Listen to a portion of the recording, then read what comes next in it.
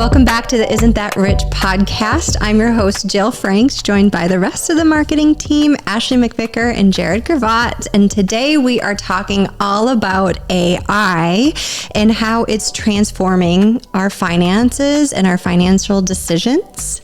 And so we're going to deep dive into 9 apps that are using and implementing AI to help make our finances easier to manage. That's right. So whether you are trying to figure out how to save money more efficiently, create a budget that works for you, or get started investing, AI within these apps is going to start doing the heavy lifting for us. Yeah.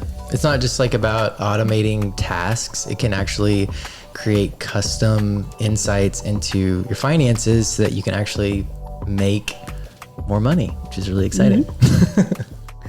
But let's dive into it. So the first app that we're going to talk about is called Rocket Money. So it's an AI-driven subscription management and bill negotiation app. I ended up downloading this app for myself because I wanted to see what it was about. I've heard about Rocket Money. I Yes. hear like it on the radio all the time, ads for it. Yeah. Yeah. So it's really easy to set up. I did it through my computer, but then it just has you like download the app after you complete everything. But basically it does ask for all of your like your bank information and like your credit card information. Then what happens is it integrates everything and it shows you all of your subscriptions, everything that you spend your money on. And it can actually detect subscriptions that maybe you don't use anymore, or maybe double subscriptions. That's happened to me before. What I think is really cool about this app is it can actually help negotiate your bills lower. So like your phone bill, your internet, your cable, it'll have you. So like if you paid like a cheaper price when you started and they've raised those prices, you can show them like a bill and they'll try to negotiate those prices down again on your behalf. Yes. Really? That's interesting. Yeah. So the app itself is about $9 a month. You can cancel it anytime. I think you get like a 7-day free trial of it. But if you think about it, so like my internet bill has raised probably like close to $30 since I started. They can help me negotiate that back down. It pays for itself. So to me, I think it's like a no-brainer thing to have. It also kind of shows you like your spending, so it can really help you like budget better so that you're saving more money. I was shocked to see majority of my finances are going towards my car. I didn't even like realize that, but it has this like pie chart where it shows you everything and you can click it and it will go show like where you're spending money on gas and your car payment or just all of these different Car things. insurance, like, yeah, it's so expensive. So I love it. I'm really excited. I just started it, so I've just kind of like been digging in, but I think it's a great like AI app to really help you save money. I have a lot of subscriptions. Is this the app that told you had an Instacart subscription? Is this it? No, that's something else. That's different. That was okay. But Jared's like, I have $90 Instacart but it will show you all the probably showed subscriptions up. that you have. Yeah. Which is really cool. And it's just, I like how clean it all looks. Like it's really like a simple format. I don't like these apps that are like super complicated or like hard, like clunky to navigate. It's really easy. So and I think that's what AI is doing for all of these apps is like I feel like people don't use a lot of financial apps because they're like, this is too overwhelming, or I don't want to do it, or it's too much of a manual process. So automating a lot of this stuff is going to make things so much easier for people's finances. Well, even when you were talking about like the pie and how much you're spending, just for me not having to go back and physically count how much I'm like, we just did that episode all about our beauty products, right? So if AI can detect all of that spending, I won't have to spend hours adding up my budget for those specific things. Like you said, your car. And like our banking app, like our FSB, like it will show you those things. But what I liked about this is it had that pie chart and it was all color coordinated. You could click even like the smaller ones to show like what you're spending your money on. And it shows you your month to month as well. Your month to month.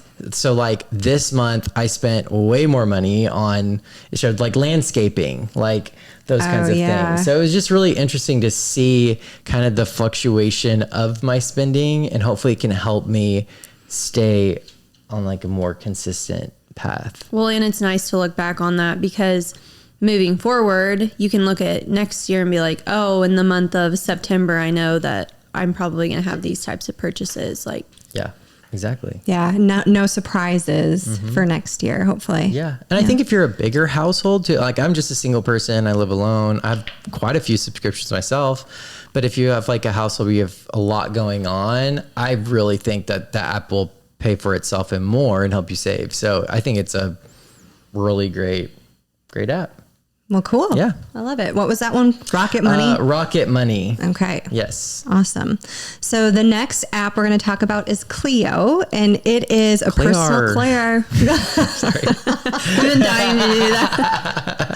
It's a personalized budgeting, and it has insights to your budgets with AI. So similar to Rocket Money, it shows you a lot of your spending, but it does something really cool. And for example, if Cleo notices you're spending too much on eating out or restaurants, etc., it will let you know and suggest how much to cut back on. So it'll say, okay, you budgeted this and you're spending over that this month. And so immediately it will notify you and tell you when you're going out. And it's really sarcastic and fun. So it'll give you a message like, oh, you think you're ready to spend money or you're eating out at 5-star or Michelin star restaurants when you really are a budget of it'll be That's what I really need. Visit the kitchen. Isn't that what it said? yeah, it's just something real like Oh my God. snotty. I need shamed into budgeting. This is, I'm downloading it.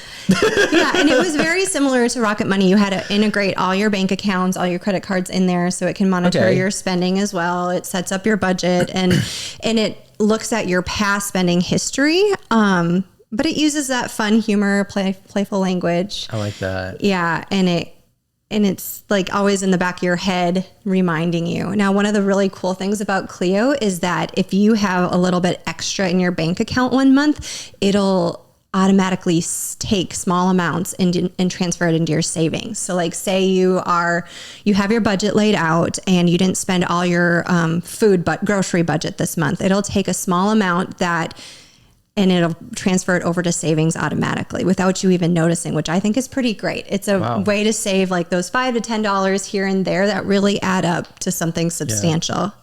Another one of my favorite things about it is it has this like 4 savings hacks and it gives you challenges. And so it will recognize your spending behaviors and say, do you want, you're ready to take on this challenge. So like this no spend challenge for however amount. So maybe for 10 days, we're going to not spend any money on non-essentials. So to suggest those kind of things in its AI, and it's just kind of fun. Like, yeah, okay, I'm ready to take on that no spend challenge or I'll do this roundup savings like I was talking about earlier. And another one that it does is it has this category like a swear jar.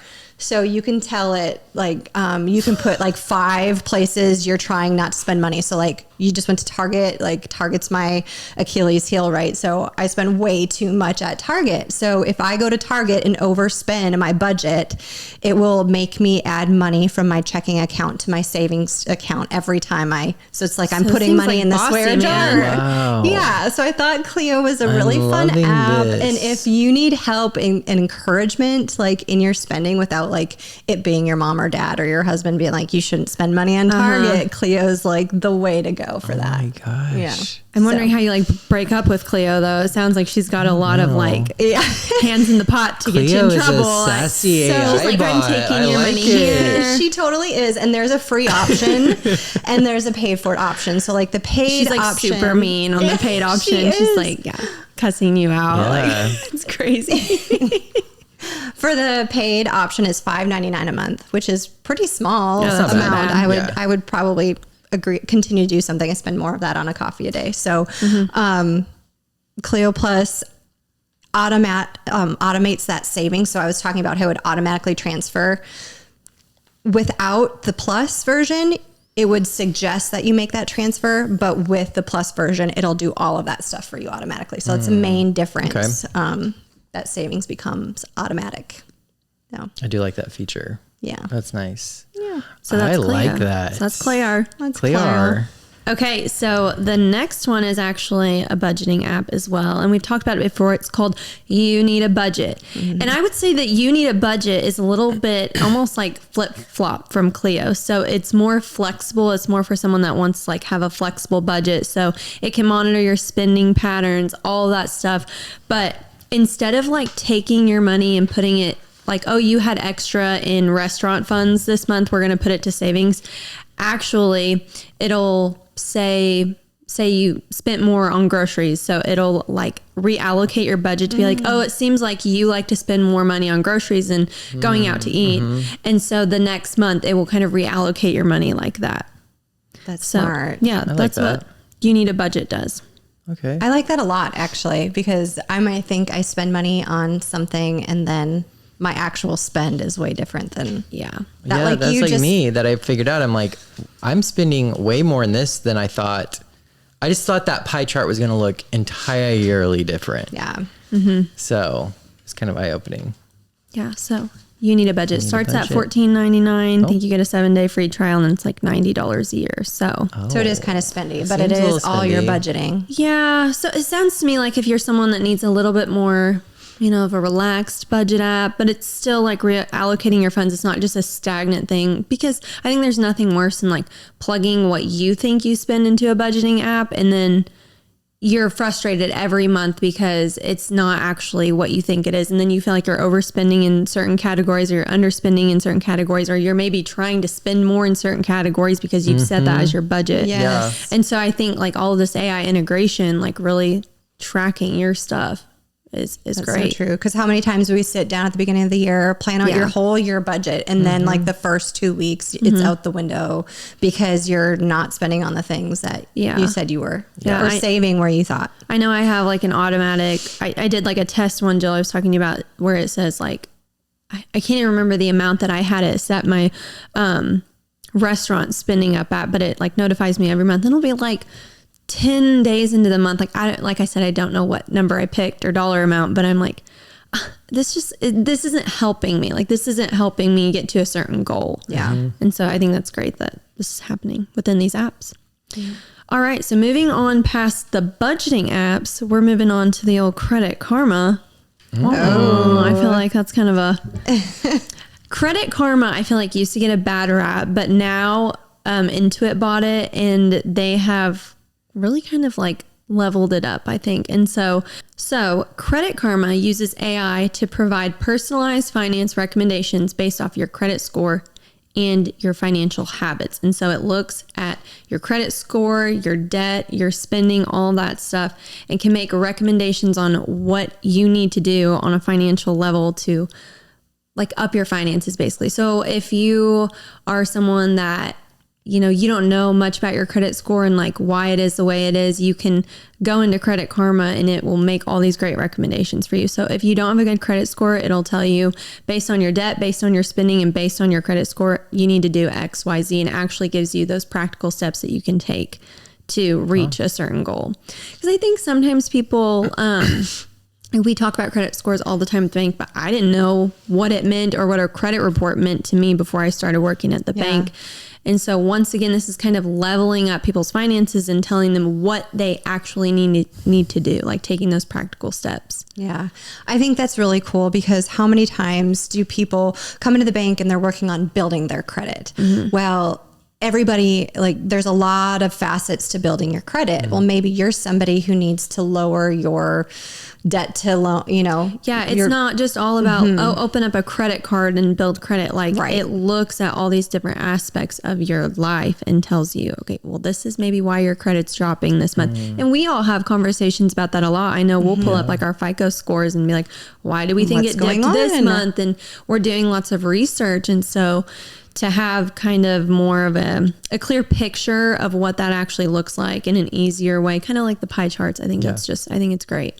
Yeah. I didn't mention this before, but the Rocket Money app even asks you if you'd like to help build your credit, and they can help come up with like a plan with that as well. So it kind of asks you what your goals are. So that's really awesome that these AI apps are like helping people build their credit again. Yeah. Well, and it sounds to me like, you look at kind of the themes within these apps, and if one of them is credit, it sounds to me like we kind of have some issues with spending or overspending or not knowing how to spend our money in our society. Right. And so we're kind of having to use AI and these new technologies, which is great, to teach people. Yeah. So I'm hoping it really does help people. Like you just said, I think you hit the nail on the head when you said educate people, because financial, this AI is really in real time educating people where they need it, instead of just broad education, speaking to the masses. We could tell you all day long about budgeting, but if it's looking at your actual spending behaviors, AI can hit it every single time, which is pretty great. Yeah. It's really cool. So another one is an app that does micro investing, which we were actually teaching a financial literacy class, and my cousin was in this class, and she was telling us about this app, Acorns. And we were like, all right, tell us about it. But anyways, I ended up downloading it a few months ago. I can't think how long ago that was. That like 4 months ago? I don't know. Maybe? We both downloaded it, and then of course I deleted it the first day. I downloaded it. I didn't really like it. But Jared likes it. Well, it's interesting because basically I set it up. You can do what's called like roundups. So when you go to Target and you spend $14.75, it's going to round up that change. How much is the change, Jared? Just don't worry about it. Anyway, 25. I knew he was going to get you. So it just puts that extra money into it. So you're not thinking about it. It just automates it. And then I set up where it just deposits like $10 every week. So I'm like, I'm just going to set it up. I'm just going to do that, do the roundups, and then do the $10 every week. And honestly, I really haven't checked it that much. I just kind of like set it up doing that. I checked it yesterday, and I have about $400 in there, and then it shows you how you want to do it. So it invests it in like stocks and bonds, and it showed that I had made almost around $20. I think it was like $17. Doing nothing. Right. I mean, that's just pulling kind your of extra amazing. change So in there. it's kind of a cool way. Like if you're just wanting like an automated way to save, but you want to earn a little like interest, I think it's a great app for that. It's not this like high tech, like, investing thing. Like it just kind of does like a percentage in stocks, a percentage in bonds. But like my cousin, she'll do it for a year and then take that money and go on like a vacation with it. Yeah. So it's cool because I've only been using it for just like a few months. It adds and I'm up. like, I have $400 in there. Yeah. Plus I made almost $20 doing nothing. And it's small amounts. Like it's pocket change. So where you would throw your money in a piggy bank and it's just sitting there, you're actually getting that money invested. Yeah. So rather than having a change jar and sitting on your shelf at home, why not throw it into this? Yeah. That's great. Now the app is like $3 a month, but it's like, worth it. I think so. I think it's great. I might download that one. That one seems like it's an easy way to start investing. It's super easy. Yeah. And they just call it like micro investing. But I just think it's like a super easy app that you don't really need to check all the time. Yeah. Just automate you kind of forget you have it, and then you open it up one day and you're like, it's kind of like Bitcoin. Yeah, they're like someone you're going to be doing a Bitcoin, podcast like on Acorns. And I'm like, oh yeah, I have that. Billionaire. Yeah. I heard Ashton Kutcher was an investor in it, so maybe he can come on the podcast. Yeah, let's get him on. Sure. I sent him an email yesterday. Yeah, it's great. I really like it. I think it's great. Acorns. $3 a month. Easy peasy. Use my code. No. Would someone give us a code already? Come on. We've done like 80 episodes. We're looking for sponsors. No. So the next app is very similar to the Rocket Money one you talked about. It does the same kind of subscription management and like monitors your spending in that way. It's called Emma. And there's two versions of Emma that you can get. There's a free version, and then there's one that costs about $10 a month or $100 a year. And this is, I don't know why, but I got all the really funny, sarcastic apps this week to research. So That's Emma is interesting. very similar to the way Cleo like sends you these funny messages when you're overspending on a category where you shouldn't, or they call it their waste meter. So say I'm paying double for my Amazon Prime membership. It's going to say, hey, you've got this in your waste meter and we recognize this and you're wasting money and you probably shouldn't be wasting this money, but it'll be a fun, friendly way to let you know where you're wasting that money. Wow. I mean, it's very, very similar to Rocket Money, how it tells you when your subscriptions are being wasted, essentially. Wow. Yeah. There's not a lot to it. It's just a sarcastic, a lot of them fun overlap, way. Yeah, but just kind of have their own edge to it. Yeah, and this is not available everywhere. I think it was Canada, the UK, and the US is where Emma was available. But yeah, so Emma and Cleo. Emma. We love it. We love the names of these. I know. AI, why are they like naming these apps like people's names? I don't know. Like, oh, Emma just texted me. She's telling me to stop spending money on Starbucks. Right. Yeah. Yeah. She's like, you're too poor for this. Get out of that restaurant. Don't even think about going in there. Right. Another one is an app called Betterment. So it's AI driven investment management. So it's a little more like high tech, professional. This is a good replacement of, I would think, like a financial advisor. So this is more of an AI financial advisor. It really helps you kind of manage your investment money without, needing like a person or an expert. So it's basically designed to like grow your savings over time where you can just kind of be hands off. So it's like a robo-advisor. Advisor. Yeah, exactly. So basically you just tell it your goals, whether that's I want to buy a house or I want to save for retirement, whatever that is. It kind of takes you through these questions and then it comes with a personalized plan and approach on how to do that. And the fees are really low. But it's a hands-off approach. It basically takes care of everything, the buying, the selling, even it can help like do like tax efficiency. So it can come up with like better strategies, where you're saving money on taxes and like capital gains and those kinds of things. Yeah. But what I like about it is if you're just wanting like a hands-off approach, you don't want to learn about all this stock market buy sell stuff, but you want to be involved in that, it's perfect, which is me. I'm like, it's like a cell phone. I don't know how a cell phone works. I don't know how the internet works really. I don't need to know how all that works. I just want it to work. I just want, you know what I mean? I can't live without it. So it's the same thing. If you're busy and you don't have time to figure out how to do all that, this is a great app that you can just plug in your goals and it is going to do the work for you and it's going to adjust and make changes. That's going to help you save money in the long run. So this is a really great robo advisor app to invest in. Yeah. So my next app that I'm going to talk about, Wealthfront, is very similar to Betterment. It's another leading robo advisor. So it uses AI to manage your investments and help with your financial planning. So instead of hiring a financial planner or somebody in person, you can use a robo advisor, enter your investing, and you're set. So one thing that's really cool about Wealthfront is that it has this financial planning tool where you can put in different scenarios before you actually invest. So similar to yours, to Betterment, you can say, hey, I'm looking to buy a house in 3 years, and it'll plan out your investments according to that, which is kind of cool. Another thing that it does is tax loss harvesting. And this was new to me, but I think very similar to Betterment. So tax loss harvesting is a strategy that uses AI to help reduce the amount of taxes you pay on your investment gains. So say you have $1,000 and you bought $1,000 worth of stock in one company and it drops in value to now $800. And at the same time, you have another $1,000 gain from selling stocks in investment B or company B. So you have 1,000 here, 1,000 here. This one went down to $800. So you have a $200 loss. Well, without tax loss harvesting, you would owe $1,000 on the gain over here.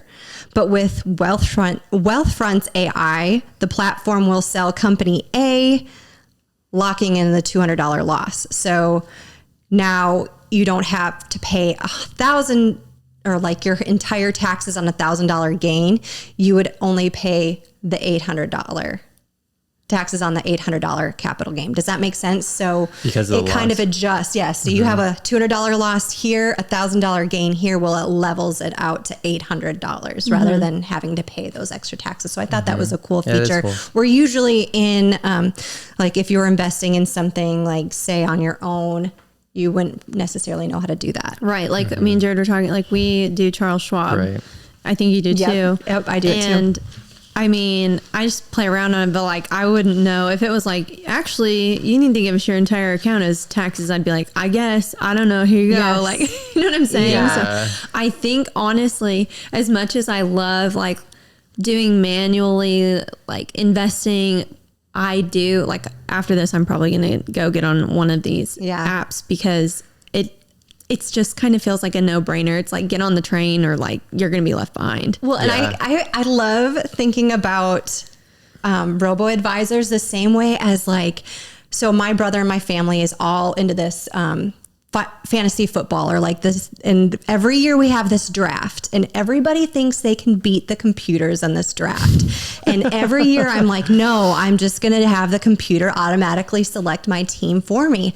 Well, every single time that I've done that, I've won and I know nothing. And so my brother like knows every stat about every football player, gets this incredible team, but they lose. Well, my brother's actually pretty good. My rest of my family loses. And I'm like, I know nothing. And so sometimes I'm like, AI just knows. Yeah. I'm like, I'm going to get lucky. I'm going to win. Like I'm going to have the perfect bracket and I'm going to get on the news and I'm going to get on Good Morning America and be like, I don't know anything. I'm just lucky. And then I'm going to win the lottery. Like it's open. Yeah. That's how it feels with the Charles Schwab app. It like feels like gambling. You're like, ooh, this could be good, or that, you know, and it's fun in that way. But like, I don't know what I'm doing. Yeah. But I will say there's an element of learning in it that you need to know, because don't you feel like you've learned so much just doing like your own research on stuff and like even researching on companies? Because here's another thing about, like these robo advisors, like we talk about, what's it called? Not economy investing, but, when you sustainable investing, or you know what I'm talking about, like things when you believe in, things you believe in, or whatever, you know, maybe in a way, and I don't know, maybe there's a setting on there where you can say don't invest in McDonald's because I don't support fried food, whatever. You know what I'm saying? Like it may be putting your money in places that you actually don't support at the end of the day. If that's something that matters to you. If you only care about making money, you know, go for it. But those are things to consider. You know, I'm just playing devil's advocate. Sure. If you're not as conscious about where your money is being invested. Yeah, I can see that. As for me, I'm kind of like, well. And then if all the stocks that you buy are horrible, you have no one to blame but yourself. And Ashley's investing in Temu. I'm not just kidding. Yeah. I don't know though. I think there is still, even though like I trust like AI more than like myself, times 1,000, I really do. Me too, honestly. Putting like larges. So here we go. Putting a large amount of money into like an app that's like a computer and just trusting that this is like saving up for my retirement. I know. Is intimidating. I still feel more comfortable doing like a Charles Schwab where I'm doing that myself, but I shouldn't. I really shouldn't trust myself. Beat that computer. I don't know. I just remember I took like a class in high school where we had like fake money where we were like investing in stocks and stuff. Yeah. I think I like was the worst in the whole class. Like I did not do good. Jared's the emotional investor who's like, I lost money this month. I'm taking all of my money out. Yeah. I try to be like predictive with it. Like, let me just, what are the vibes? Am I feeling like good vibes? The heart vibes. Do I feel like this industry is going to blow up in 5 years? You know what I mean? Like you're just kind of like, anyway. Invest in but what you then believe there's in, like AI, which is literally taking like so much data from years and years and years and years and trends, all this stuff. Like the stock market is predictable in a lot of ways. Well, and it's researching things not like you don't even think to look up. Yeah. I mean, so we really should trust it. I know, but I'm with you. It's hard to put all your money in there and It's just hard. expect it to. Yeah. Well, for one more investing app that you can research and use is called SoFi Invest, and it's AI investing in financial planning. It's basically the same thing as what these two just talked about, but I would say the difference is they have more access to like real live people. So if you wanted to maybe like up your plan and also have an actual person being a financial advisor as well as a robo advisor, it's kind of a hybrid approach. And so, Jared, maybe that might be what you're looking for, like still having that trust in a person, but then utilizing the AI with it. So, and I think that's called SoFi. Betterment has the same thing. You have to pay like more of the premium pricing for it. But yeah, if you just want like a person on the other side of the phone. Yeah. Did I do wrong? They're like looking at actually, you AI. bought They're it like really plugging high everything in ChatGPT. They're like, yeah, I got it. It's like some 18-year-old kid tech startup in Silicon Valley. That'll be $50 more. I don't know. It may be worth it. We'll see. We'll come back in a year with our robo-advisor things. I think it's funny. Just to talk about Wealthfront's price, I thought it was pretty reasonable too. It costs 0.25% per year with a $500 minimum investment. It's a solid choice, like not so expensive. I'm not sure what the other two cost, but I feel like 0.25 is pretty reasonable. Yeah. Where some of the like financial advisors charge a whole percent every year, and you're like, what the heck? That's a lot of money. It's a lot. So yeah. And if you don't have a lot of money to be investing, that could be a robo advisor could be good. Just a great, easy way to start. Yeah. Exactly. So that's all 9 of our apps that are using AI to really change the way the finance game works. But I think we should talk about how community banks are utilizing AI in our everyday lives too. Because we're leveraging it a little bit. We're using it. We definitely use it in the marketing department. Yes. Yeah. Oh my gosh. All the time. Changed my life. So I think the first way we're really doing it with is like personalized customer experiences. We're looking at spending behaviors. That's information that your community bank can see. We have a couple of programs that we use to really analyze our customer data. Like one of those, we can see your transaction history and we can see where you're spending money other places to maybe help suggest products that would be a better fit for you. So maybe you're in the wrong bank account, or maybe, a credit card with some bonuses, or you can earn points with this would be a good fit for you. So using the information from your past to really give you a more personalized financial experience and products that you need. It's really interesting because we can see like a lot of predictive indicators too of like what kind of financial decisions people are going to make, and either encourage them towards that or try to intervene on their behalf. Yeah. So kind of with that, we're hearing horror stories every day about fraud and how these fraudsters are using AI to scam people, but we're also seeing it use its powers for good and not evil. And so AI has been really great as far as fraud detection and prevention.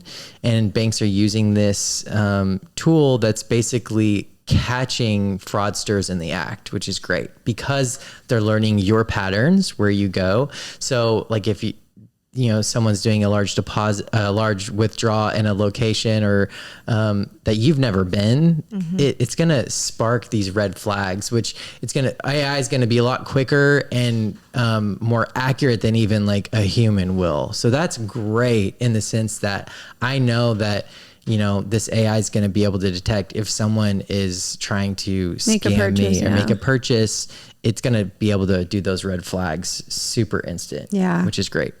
Well, what's coming to mind is like, okay, you go on vacation and if you don't alert like your debit card or credit card company, they're like declined. And so, and we thought that was great. Like, oh, they're on it. But now it's so funny how just technology moves so fast. And now we're like, okay, everything you just said, that's what our fraud prevention is going to be. It's not just like, oh, I tried to use my credit card on something. Yeah. It's really actual fraud detection. I think They're that's going to be wonderful. like, Jared spent $100 on health food. Spain scam. Red flag. This is abnormal. Decline. He just drives to Kentucky Fried Chicken. Kentucky Fried Chicken. Yeah. Wendy's, KFC. What's your other? Taco Bell. Taco Bell. No. Yeah. No, but really, it's great. It learns you. And Yeah, it does. AI knows you probably more than you know yourself. I sometimes. think so. Yeah. In some ways. So the next thing that AI is kind of taking over, maybe improving, is streamlining loan approvals. Yeah. And so essentially what this does is you go sign up or do an application to get a loan, and it boom, boom, boom looks at everything that we look at on a manual level at the bank right now. Yeah, we Just to literally see- have people. We have people looking at your credit score, doing credit analysis, looking at your debt to income ratio, all of these factors that go into maybe your interest rate or whether we can give you the loan. And so AI is like kind of maybe taking this over. And I think a lot of consumers are actually kind of scared of this because, you know, a lot of old school bankers are like, you know, we used to do handshake loans. Like if you just knew the guy, even if they didn't have the best credit score, you knew maybe they were going to pay it back. And I do think there is like truth in that. And so I think some consumers are a little scared that it's just like decline, like you might not be able to get the loan. But I know, like us at Farmers State Bank, we have people that know people, and we have the ability, because we are working with real people, to actually approve or deny somebody at the end of the day. And it's not just about an AI telling you, no, you don't get it. Yeah. I think. Oh, go ahead. I think it's easy with community banks because we know the consumer, where with larger banks have been using this AI for probably a few years now. And we think back to like the COVID PPP stuff. I think they were using that a lot and just denying, where a lot of these smaller banks were approving those loans and helping people get that aid that they needed. I think it'll continue, you know. The bank has a final say at the end of the day to whether we approve or deny. Not technology. Right. Yeah. I do think with community banks, having a person is the better option because they know you and those kinds of things. But I think, you know, like you were saying, the fear is that it's like this black and white thing. Like I'm getting approval or I'm not going to get approval, and they don't really know me, so they're going to like deny it. I don't think and then that's they're the gonna have all this case. information on me. In fact, I think the benefit of AI is it actually finds solutions in the gray. So it comes up with a loan that, like a risky loan, that's going to work for the customer and the bank. Right. So that they're using that intellect to create solutions for these risky loans rather than being like, oh, this is risky, deny. Yeah. It's actually going to be like, here's a structure that's going to happen really quick. Yeah. That's going to work for them and going to work for you as the banker. Right. So I feel like AI is a good solution for everybody. Maybe some new products. Especially risky loans. Yeah. Maybe some new products. You said something too about speed with AI. Like these decisions will be made faster rather than a analyst sitting and evaluating your financials like for weeks and then approving, you know, or giving the risk. It'll be immediate, you know, so that our consumers will be able to have an answer right away rather than, have you guys decided what's happening with my loan? Has it gone to committee yet? Like what's going on? Right. I'm kind of shocked that technology hasn't came sooner. Yeah. But Yeah. what do I know? Yeah. Hindsight's 2020. Right. So another way I think it's really changing the game for community banks is people have answers at the touch of your hand, right? Like, so it's really enhancing our financial literacy tools. I know if I have a question about a finance issue, I literally go in to ChatGPT, type in the situation or scenario, and it tells me steps of what to do.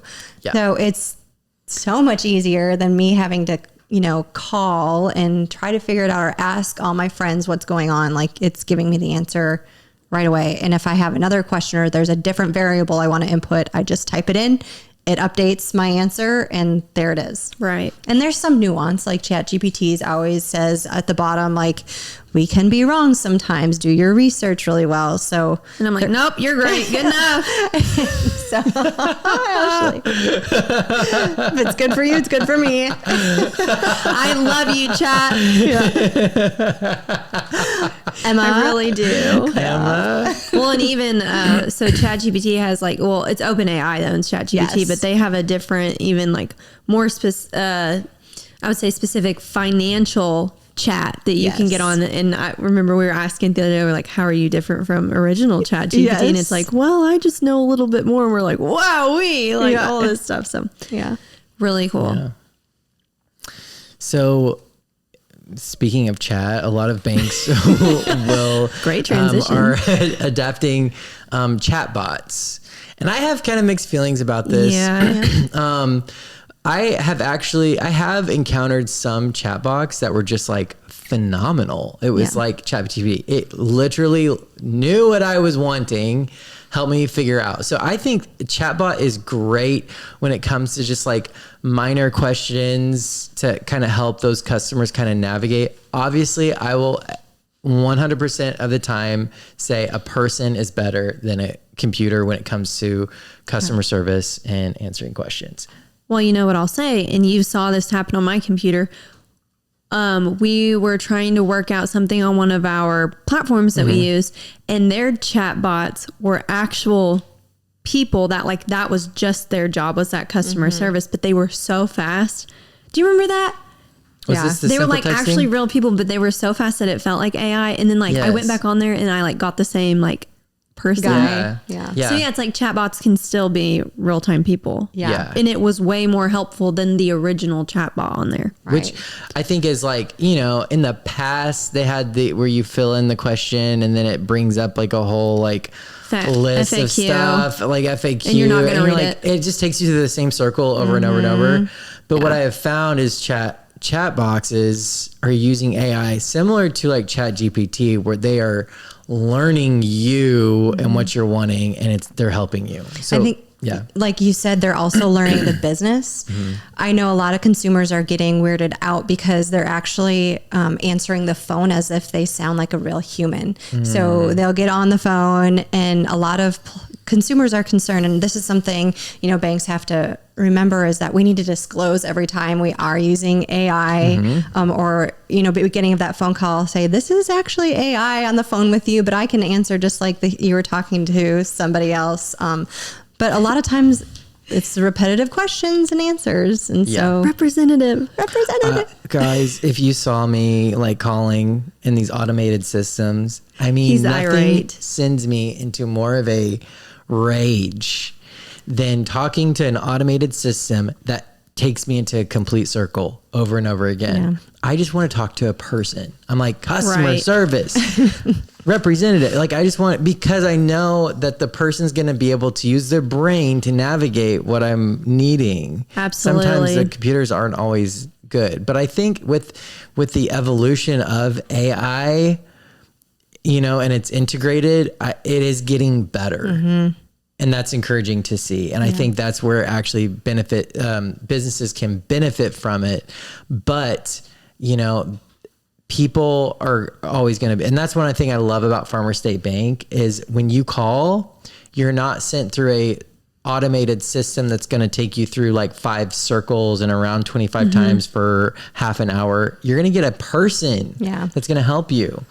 And I think that's so amazing, and it's so rare today in today's day and age. Yeah. I feel like these small community banks are going to still be able to balance like this traditional banking with the technology that's coming. I just feel like we're going to ensure that happens.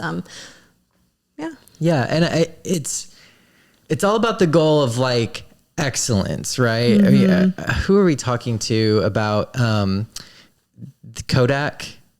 Was this at work? Yeah, Or is yeah, this the somebody strategic else? planning. Yeah, so we were talking about Kodak and film, and they didn't want to get behind like the digital, and they just stuck with film, and then they kind of went bankrupt. bankrupt. Yeah, or I think they whatever. were the actual inventors of the digital camera. Yeah. And then But you know, I think that there are some businesses that stay in their old ways, but the old ways aren't always like the best way. I think the goal is to have the best way, the best way that's going to provide the best customer service. Same with like investing your money. I want the thing that's going to make me the most money, the best way. And so I think really you just have to look at everything as like, what is kind of the best fruit from this process? Sometimes it's not always the best. Yeah. I think like time is really of value too. Sometimes like even more than money in today's age. And so bringing on these technologies helps us have more time. Like I know it has sped up so much of our work, so we can do more things with our work and reach more people. And with your financial apps, if you're able to automate things and you're not having to stress about which, you know, stock am I going to invest in that I don't have the time to research, you know, so that I can become financially free and spend more time with my family. You know, I think there are really good things coming from it. So I like to cap out the episode, I would just say, I love it. I love AI and I love people. And I think like using them both to work together towards the goal of excellence. Like, you know, I don't want the world to turn into WALL-E, the movie. And, you know, I don't love self-checkout, but you know, I think I'm not mad about it. Yeah. It's like, if you're scared of it, sorry, you're going to be left, you're going to be left behind. Yep. I think there's a huge benefit from it, especially these apps. Yeah. Like, I'm ready to download 2 or 3 of them for sure. Me too. Yeah. Well, I mean, I have, but some of them, you know, the one that's like shames you into like saving. He's a Cleo and Emma guy. Yes. I just don't want, this just sounds so pathetic, but I just don't want to have to think about things. Yeah. Thinking about things all the time in today's day and age, there's, you know, the decision fatigue. We talk about that a lot. Sometimes finances aren't the most fun thing to think about. So I want these things to think for me, so I can enjoy my life, enjoy my relationships and my friendships and my pickleball skills. Yeah. I'm not thinking about, you know, I want to be rich. Sometimes those little nudges is all it takes to get you back on track without having to like it take up so much space. Yeah. And that's the beauty of AI. I feel like it gives you time back so that you can appreciate the things that you want to appreciate. Yeah. Yes. So. Really great. Well, as you can see, AI is making it easier to save and budget and invest. And we hope this has been informative to those who are looking to get into AI and using it with their finances. So thank you so much for listening, and we will see you next week. Bye. So Jill, where do we go from here? Be sure to check out our show notes for this episode, and also be sure to follow us on social media and subscribe to our newsletter. And we'll see you next week. See you next week.